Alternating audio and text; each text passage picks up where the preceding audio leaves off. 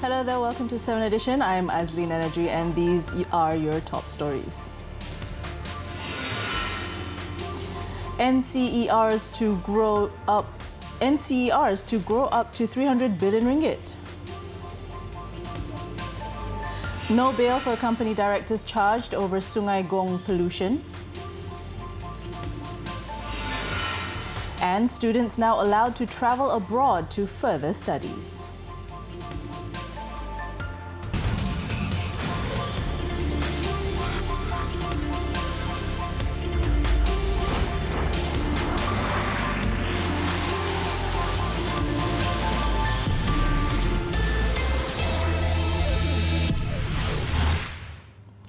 Prime Minister Tan Sri Muhyiddin Yassin today unveiled the Northern Corridor Economic Region NCER's Strategic Development Plan 2021 to 2025 with a forecasted cumulative investment of up to 146.5 billion ringgit. The robust plans and strategies were disclosed during the 23rd Northern Corridor Implementation Authority NCIA Council meeting chaired by the Premier in Pulau Pangkor, Perak. The two-hour meeting held at the Avi Beach Resort and the first outside Putrajaya discussed various socio-economic issues affecting the people in Perak, Kedah and Perlis, as well as Pulau Pinang, who are facing challenges due to the impact of the ongoing COVID-19 pandemic. Also present were Minister in the Prime Minister's Department for Economic Affairs, Datuk Sri Mustafa Mohamad, Finance Minister Datuk Sri Tengku Zafrul Abdul Aziz, as well as the respective states' Menteri Besar and Chief Ministers. The NCIA in a statement today said the plan was envisioned to transform into a 300 billion ringgit economy by 2025.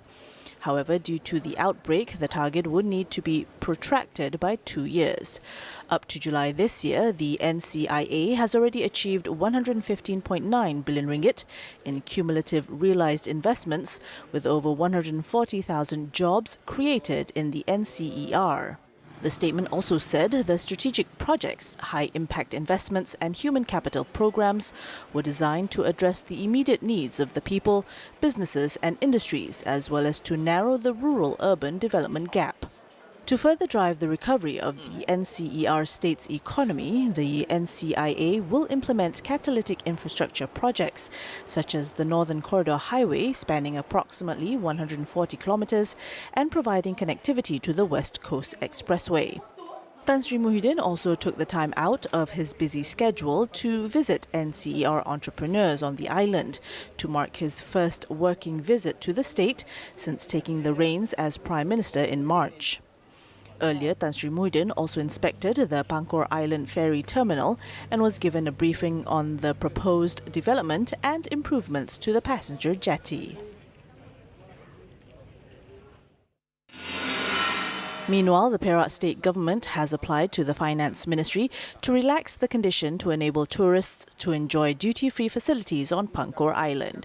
Menteri Besar Datuk Sri Ahmad Faizal Azumu said the current condition of having to stay for 2 nights or 48 hours before tourists could enjoy the duty-free shopping was not suitable due to the small size of the island. He added if the ministry allowed for a 24-hour requirement instead, it will attract more tourists to come and spend the night on the island. Pulau Pangkor became a duty-free island effective January 1st, but the official declaration of the status is expected to be made by the Sultan of Perak, Sultan Nazrin Shah, on a date to be determined later. On another matter, Datuk Sri Ahmad Faizal also said the state government had submitted a proposal to upgrade the main jetty, cargo jetty and landing zone in Pulau Pangkor with an estimated total cost of 300 million ringgit. This is to expand its current capacity to handle more goods and passengers due to the increasing number of tourists, especially during the holiday seasons. Now in other news, 4 company directors and a workshop manager were jointly charged at the Selayang Sessions Court today in connection to the pollution in Sungai Gong, Rawang recently. All of them, however, pleaded not guilty when the charges were read to them before Judge Shafira Muhammad Said. Brothers Yip Kok Wai, Yip Kok Mun, Yip Kok Kun and Yip Kok Weng, aged between 50 and 60, were Yip Chi Seng and Sons Sendirian Berhad's board of directors, while the manager of the company's workshop was 59-year-old Ho Vun Leong. On the first count, the 5 men were charged under the Penal Code with committing mischief by causing hazardous waste from the workshop to flow into Sungai Gong. They allegedly committed the offence at the workshop at Kampung Sungai Dua, Rawang, between September 2nd and the following day. If found guilty, they face a maximum 30-year jail term or a fine or both. The accused were also slapped with another count under the Environmental Quality Act for discharging scheduled waste in the environment without a licence, which led to the pollution.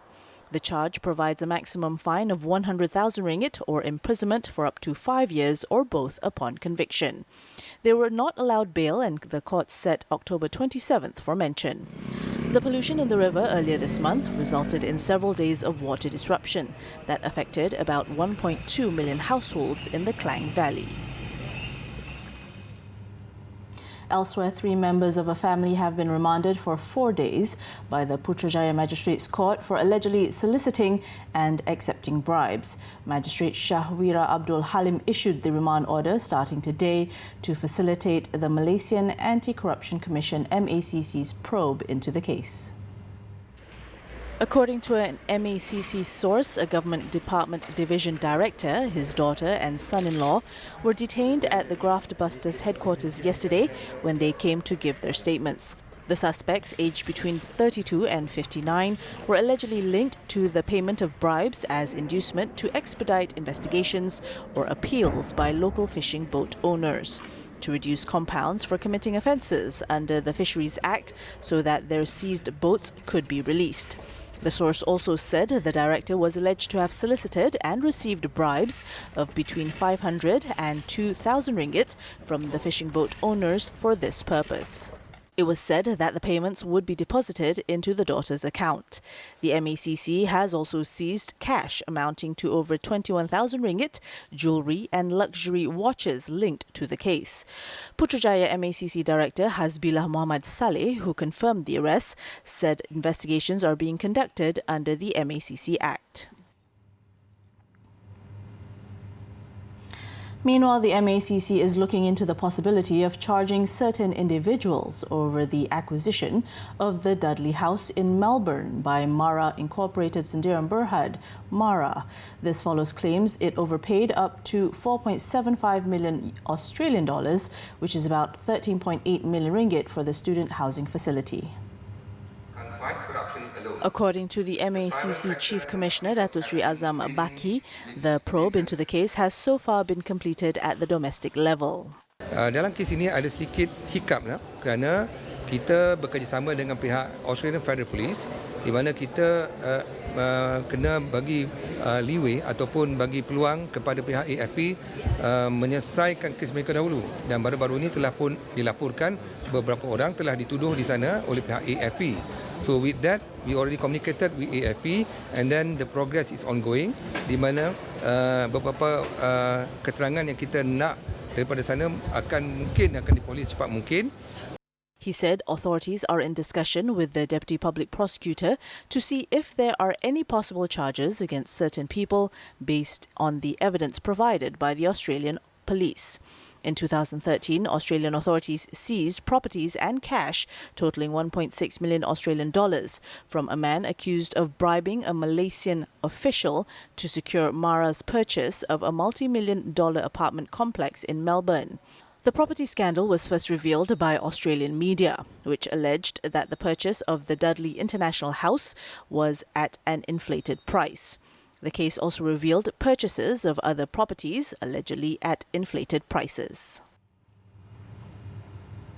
Now, there is no issue that prevents or disqualifies Perikatan Nasional PN's candidates from contesting in the Sabah state election. The Election Commission EC confirmed the matter in a statement today following confirmation made yesterday by the Registrar of Societies ROS that the coalition has been registered and is a legitimate entity. Now, the EC clarified further that PN's logo has been approved and can be used by candidates contesting under the coalition's ticket it throughout the campaigning period and polling day. This came after several claims were made alleging that PN was not registered with the ROS based on checks on its online database.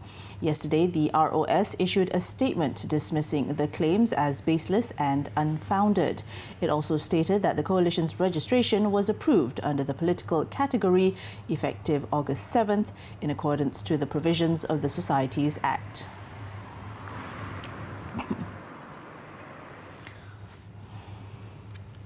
Special Officer to former Prime Minister Tun Abdullah Ahmad Badawi was sworn in as a senator before Dewan Negara President Tan Sri Dr. Rais Yatim. The Johor Legislative Assembly appointed Datuk Jeffrydin Atan as a senator for 3 years. Tan Sri Dr. Rais in his speech said that with Datuk Jeffrydin's appointment, the membership of the Senate from the states' appointments is complete, with 26 people representing 13 states and 4 from the Federal Territory. Datuk Jeffrydin, who is also the Tanjung PI UMNO Division Chief, has been serving as Tun Abdullah's Special Officer since 2009 and was the former Prime Minister's private secretary during his tenure from 2003 to 2009.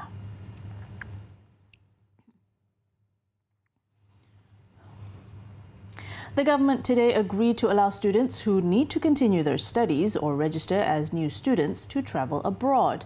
Senior Minister for Security, Datuk Sri Ismail Sabri Yaakob, said they will not need to apply for approval from the Immigration Department, but are required to submit proof such as their student card and offer letter.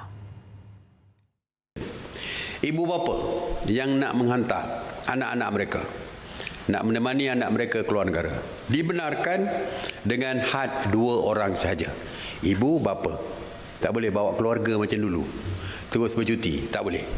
2 saja, dan selepas ibu bapa menghantar dan apabila pulang ke tanah air, mereka juga akan dikenakan kuarantin wajib selama 14 hari. Datuk Sri Ismail also urged the public to fill up the e-census, which ends this September 30th, to reduce the face-to-face interview, which will begin on October 7th.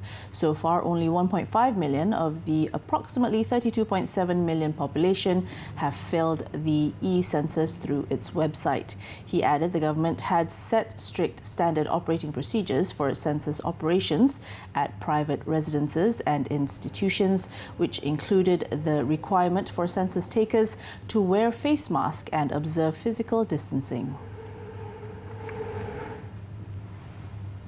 And as for the COVID-19 situation in the country, a new cluster has been detected in Kuna, Sabah.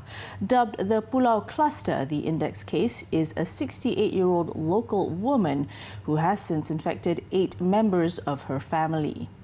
Now, the new cases reported in the cluster are among the total 23 new cases reported today, involving 13 cases of local transmission and 10 import cases.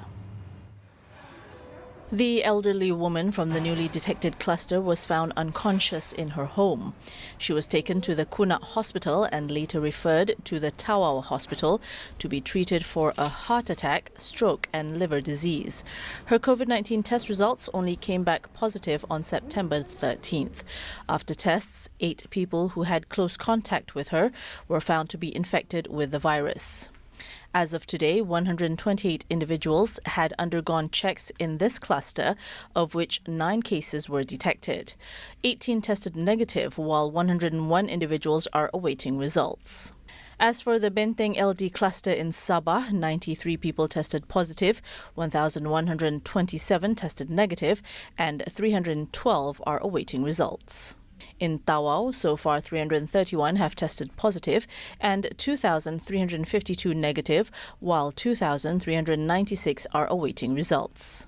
6 cases in the country have recovered and there are currently 632 active cases. The death toll remains at 128 with no new deaths reported today. After the break, booking begins tomorrow for the new Proton X50. Stay with us. Don't go away.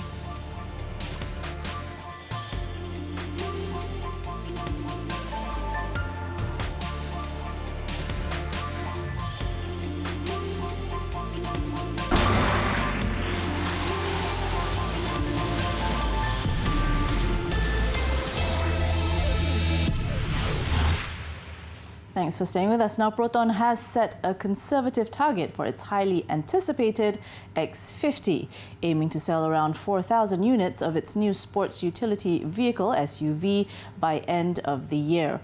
Proton Edar Sdn Bhd Chief Executive Officer Roslan Abdullah said at the same time, the automaker will also ramp up its production capacity to 8,000 units to meet any additional demands.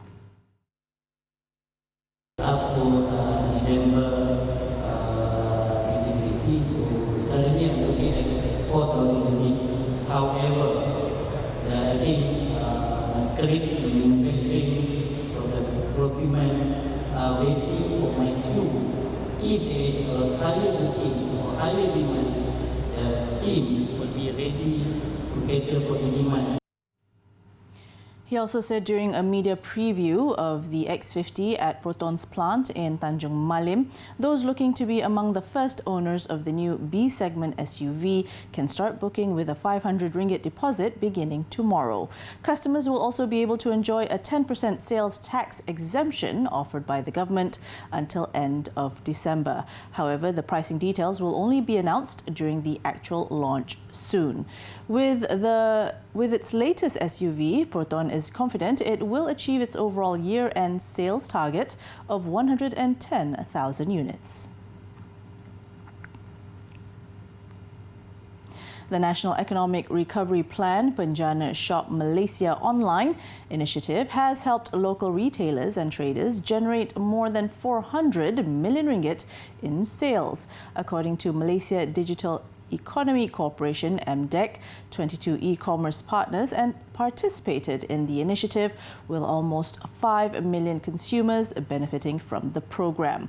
Meanwhile, the Penjana Micro, Small and Medium Enterprise campaign has benefited over 90,000 companies through onboarding training, seller subsidy and sales support via 20 participating e-commerce platforms.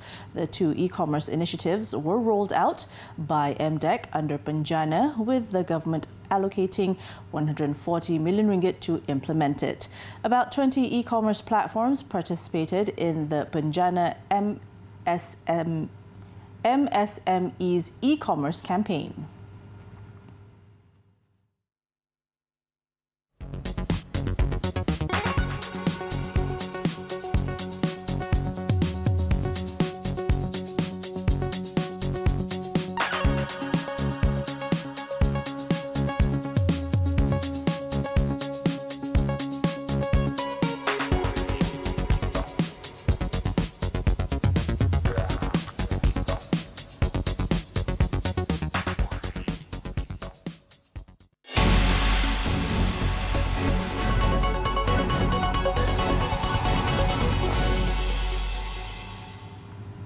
On the foreign front, a controversial bill designed to override portions of the Brexit withdrawal agreement cleared its first hurdle in the UK House of Commons on Tuesday. UK MPs voted to allow a second reading of the Internal Market Bill by a vote of 340 to 263, giving it a government majority of 77. And the prosperity UK Prime Minister Boris Johnson's Conservative government has acknowledged that the bill breaches the legally binding withdrawal treaty that Britain and the EU have both ratified. However, Johnson earlier argued the legislation was a safety net, as he claimed the EU has threatened to blockade food shipments from the rest of the UK to Northern Ireland unless Britain agrees to accept EU regulations. The UK Premier also accused the EU of threatening to break up the United Kingdom. The EU has denied threatening a blockade, saying it merely wants Britain to live up to the terms of the agreement. European leaders, however, have threatened the UK with legal action if it does not drop the proposal by the end of the month. With an 80-seat majority in the House of Commons, Johnson is expected to have enough votes to push his legislation through Parliament, but there is wide unease within the Conservative Party about the move. Now, the EU has urged China to let independent observers into its troubled Xinjiang region and warned Beijing it must make concessions if it wants to agree a major investment deal with the bloc. The call came during video talks between EU chiefs and Chinese President Xi Jinping at a virtual summit. In response to the EU's calls, China on Tuesday said EU observers are free to visit Xinjiang and is willing to make arrangements, but opposes investigation based on the assumption of guilt. China has rebuffed past calls to grant independent access to Xinjiang, the resource-rich northwestern region where Beijing is accused of orchestrating widespread rights abuses against the region's Muslim Uyghur population. A foreign ministry spokesman also said criticism of its handling of Xinjiang is politically motivated and based on lies about what happens in the vast facilities it has built. Rights groups, academics and journalists have documented a harsh crackdown against Uyghur and Kazakh Muslims in Xinjiang, including mass internments, enforced sterilizations, forced labor, as well as intense religious and movement restrictions. Activists say roughly 1 million Uyghurs and others have been incarcerated in brainwashing camps, though Beijing describes them as vocational training centers and says it is seeking to provide education to reduce the allure of Islamic radicalism. The EU, which has said that the measures taken in Xinjiang are disproportionate to any claim to be fighting terrorism, has called in the past for observers to be given access to the region to no effect.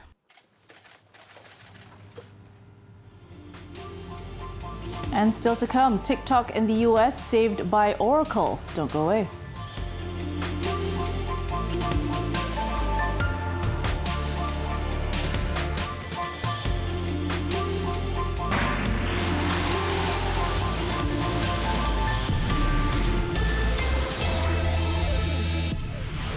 Thanks for staying with us. Now, China has locked down Ruili city in western Yunnan province on the border with Myanmar after a handful of infections were detected there.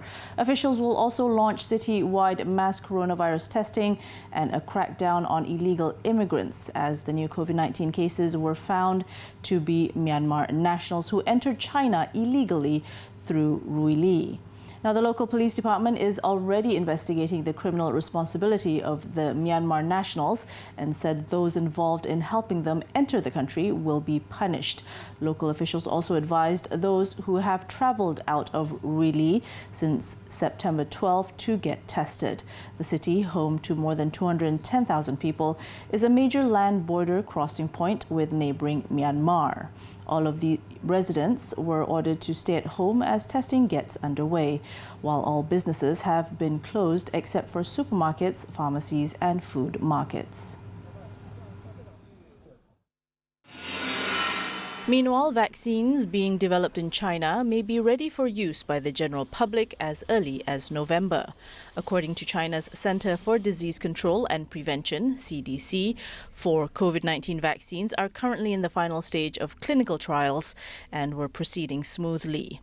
3 of the trial vaccines have already been offered to essential workers under an emergency use program launched in July. Over in India, 83,809 new coronavirus infections were reported on Tuesday, making the country's lowest daily jump in a week. The world's second most populous nation is expected to reach 5 million cases on Wednesday, now just 70,000 cases short of the current tally of 4.93 million. The death toll also increased to 80,000 after an additional 1,054 deaths were recorded in the last 24 hours. Australia on Tuesday recorded its first day without a COVID-19 death in 2 months as the country begins to lift restrictions. While officials said there were only 50 new cases in the past 24 hours, Australia reported no fresh fatalities for the first time since July 13th. At the same time, only 42 people tested positive for COVID-19 in Victoria State over the past 24 hours, well below the peak of more than 700 infections detected in August.